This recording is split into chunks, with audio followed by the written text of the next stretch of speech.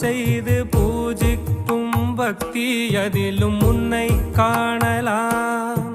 பசி என்று தன் முன் வந்து கையேந்தி கேட்கும் போது தன் உணவை தந்தால் கூட உன்னை காணலாம்.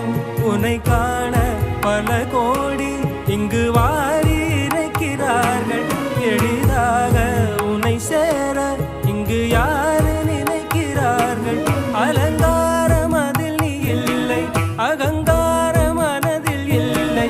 துளி கள்ளம் கபடம் கலந்திடாத அன்பில் இருக்கிறாய். உணர்ந்தேன் உனையே